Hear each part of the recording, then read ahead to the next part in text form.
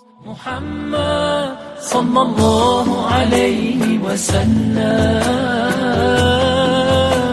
Muhammad masih ponankan.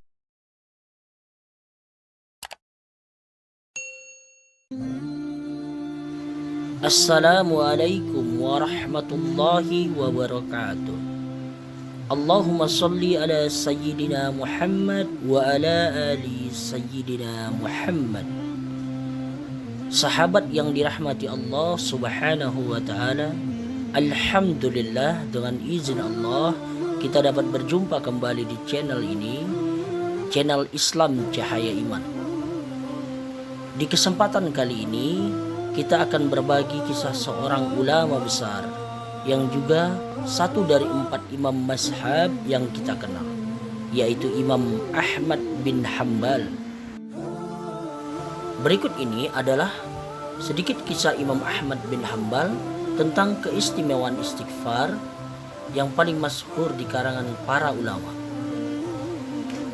Di akhir masa hidupnya, beliau bercerita, suatu ketika selesai sholat berjamaah, entah kenapa beliau sangat ingin pergi ke kota Basrah di Irak. Padahal dia tidak ada janji sama seseorang dan tidak pula ada hajat untuk ke sana. Saat tiba di sana, telah masuk waktu Isya dan beliau ikut sholat berjamaah di masjid. Hatinya merasa tenang. Begitu selesai sholat dan jamaahnya bubar, Imam Ahmad ingin tidur di masjid. Tiba-tiba marbot penjaga masjidnya datang menemui Imam Ahmad. Marbotnya bertanya, "Hai Syekh, mau ngapain di sini?" Marbot masjid tersebut tidak mengetahui kalau beliau adalah Imam Ahmad yang begitu banyak dikenal orang. Dan Imam Ahmad pun tidak memperkenalkan siapa dirinya. Di Irak, semua orang kenal dengan Imam Ahmad, seorang ulama besar dan ahli hadis. Namun di zaman dulu tidak ada foto sehingga orang tidak mengetahui wajah beliau. Kata Imam Ahmad, "Saya ingin istirahat karena saya musafir." Marbotnya berkata, tidak boleh tidur di masjid." Imam Ahmad melanjutkan bercerita, "Saya didorong-dorong oleh marbot itu, disuruh keluar dari masjid. Lalu saya ingin tidur di teras masjid. Ketika sudah baring di teras masjid, marbotnya datang lagi, marah-marah kepada Imam Ahmad. Mau ngapain Syekh? Kata marbotnya. Imam Ahmad berkata, mau tidur, saya musafir. Lalu marbotnya berkata kembali, di dalam masjid tidak boleh tidur. Di teras masjid juga tidak boleh tidur. Imam Ahmad diusir dan didorong-dorong sampai ke jalanan. Kemudian di samping masjid ada seorang penjual roti. Penjual roti itu sedang membuat adonan sambil melihat kejadian Imam Ahmad yang didorong-dorong ke jalanan. Saat Imam Ahmad sampai di jalanan, penjual roti itu memanggil dari jauh. Ia berkata, "Mari Syekh, Anda boleh nginap di tempat saya. Saya punya tempat meskipun kecil." Kata Imam Ahmad, "Baik."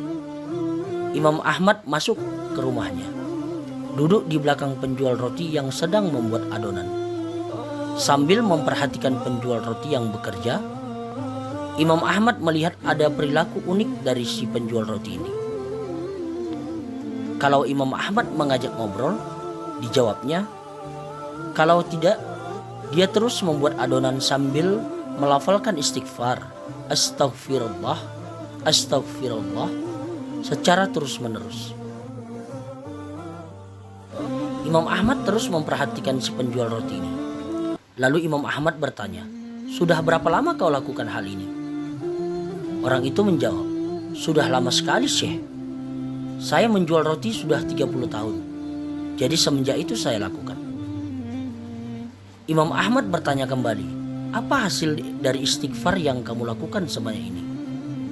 Orang itu menjawab, "Tidak ada hajat yang saya minta kepada Allah, kecuali Allah pasti kabulkan."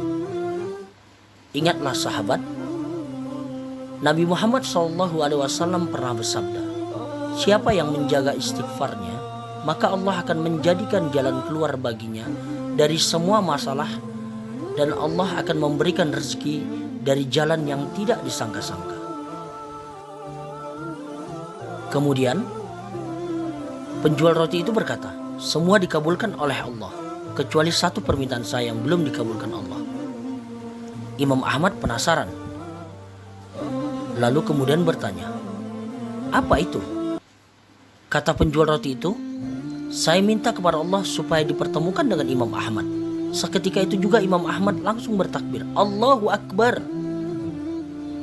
Allah telah mendatangkan saya jauh dari Baghdad, pergi ke Basrah, dan bahkan sampai didorong-dorong ke jalanan oleh marmut masjid karena banyaknya istighfarmu. Penjual roti itu terperanjat memuji kebesaran Allah. Ternyata di depannya adalah Imam Ahmad. Dari kisah ini, kita dapat mengambil pelajaran bahwa kita dianjurkan untuk selalu memperbanyak istighfar di setiap kesempatan. Karena istighfar mempunyai banyak keutamaan, yaitu membuka pintu rezeki, menurunkan hujan, taubat kepada Allah, membuang rasa malas, dimudahkan segala urusan. Allah berfirman dalam Al-Quran surah Nuh ayat 10-12. Bunyinya, قُلْتُ اسْتَغْفِرُوا رَبَّكُمْ إِنَّهُ كَانَ غَفَّارًا يُرْسِلِ السَّمَاءَ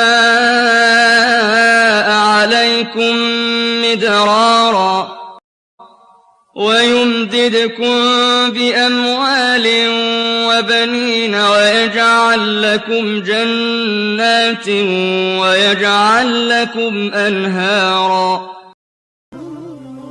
insyaallah artinya, maka aku berkata kepada mereka, memohonlah ampunan kepada Tuhanmu, sesungguhnya Dia Maha Pengampun, niscaya Dia akan menurunkan hujan yang lebat dari langit kepadamu, dan Dia akan memperbanyak harta dan anak-anakmu, dan mengadakan kebun-kebun untukmu, dan mengadakan sungai-sungai untukmu. Sahabat Islam Cahaya Iman, demikianlah video ini. Semoga dapat menambah keimanan kita kepada Allah Subhanahu wa Ta'ala dan Rasul-Nya, serta dapat kita amalkan istighfar ini di kehidupan kita sehari-hari. Wassalamualaikum warahmatullahi wabarakatuh.